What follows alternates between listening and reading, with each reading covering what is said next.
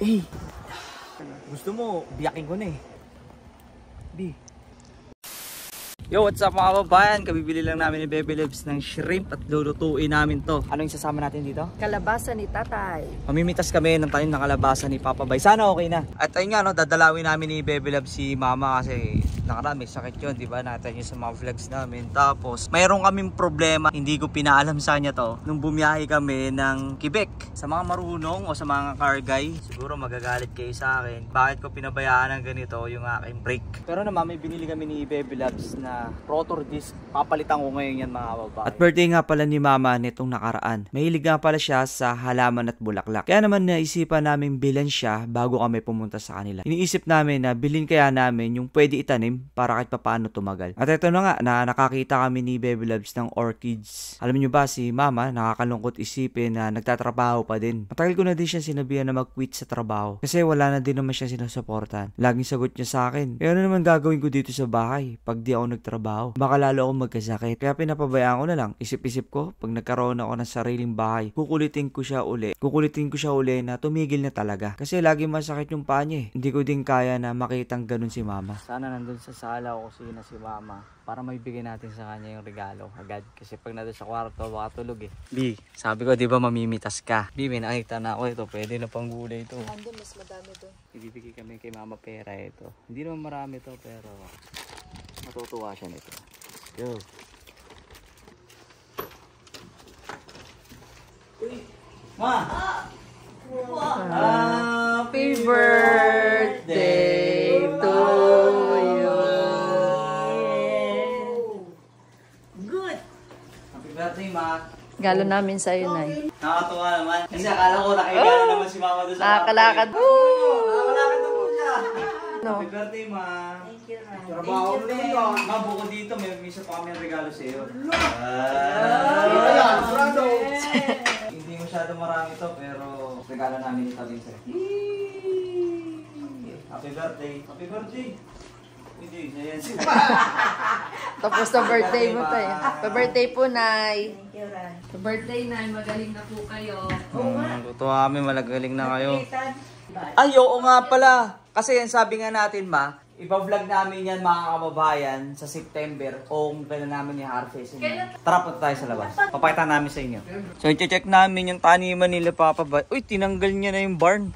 Yung greenhouse. Tsaka update do sa mga malunggay, ha. Sa mga nag-aabang nito, eto na sila, oh. Ewan ko lang, ha. Hindi ko lang sure kung ano mangyayari dito. Ito naman, umunti yung dahon na ito kasi ginulayan nga namin ito nakaraan. Pero ito nga siya, oh. Namulaklak naman siya. Nilagay ni Papa ng sayang, oh. Tingin ko na putol ito gawa ng lakas ng hangin. Nilagay niya ng cover. Tatanong natin kay Papa Bay kung anong diskarte niya rito. At saka sabi ko nga namin sa inyo mga kababayan na abangan nyo. Pahuhulaan namin kung ilang bunga ang makukuha namin dito pag in-harvest to. Kung hindi man sa September, October. Basta ma-harvest to. Pag nahulaan nyo, may price kayo mga kababayan. Kung magkano o anong price yun, hindi pa namin alam. Sabi nga ni Mama Labs, dito daw kukuha ng bunga, panggulay. Ito, may makukuha ng kalabasa rito. Sakto yan doon sa hipon na binili namin kanina. Hanggang doon, meron pa. May nakita si Bek. Gusto mo kunin na natin to ngayon eh. Baka masyado naman malaki to. Yun nga yun sabi nila, tatay. Pero kung di natin mauubos to sa isang lutuan, bibit-bitin na lang namin yan. Ayun pa raw.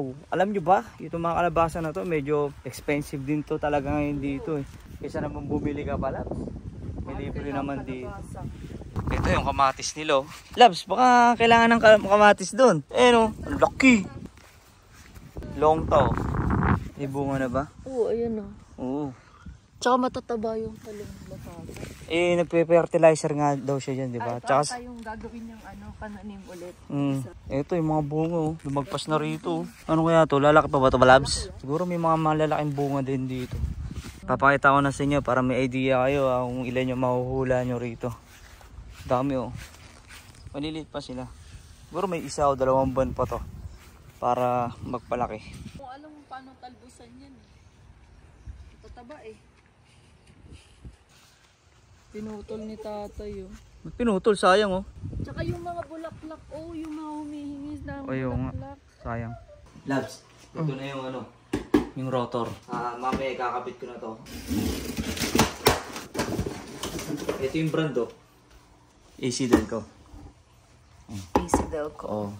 Na-expect ko to na anti-corrosion to. Anti-rust, mga ganun. Ganda. Ang bigat, mga bossing. So, yan. Mamaya. Ayan. Pang front lang din to. Ito nga pala yung aming neighborhood.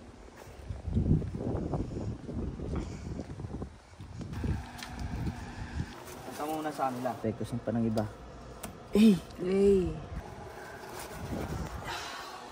Gusto mo, biyakin ko na eh. Sige. Para makita natin to. Biyakin natin dito. Sa kalahati o 1/4 lang? Sige, atin. B. Ano pa, hatiin mo pa siya, no? Dito? Ano? Quality, mga kababayan. Iba yung amoy niya, mabango siya. Pag sariwa, no? Siyempre, bira lang naman tayo makakain ng kalabasa na bagong pitas.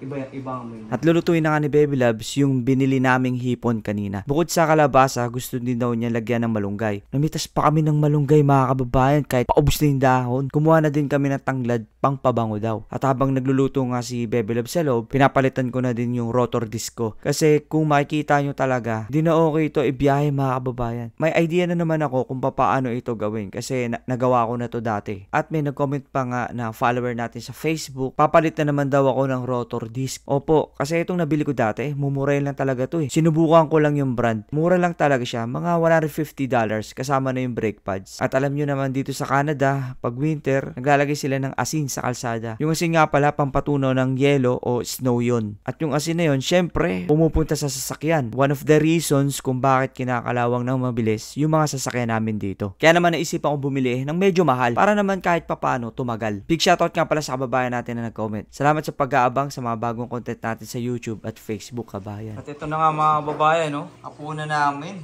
Malunggay, kangkong, binilin kangkong sila papa kanina. Kalabasa, nilagyan namin ni Baby Loves ng ano yung nilagay mo dyan, Loves? Hipon. Hipon. Tsaka ng tanglad, ano? Sarap bang? Sarap, mga idol. At ito na nga, no? At testing na nga namin tong kotse.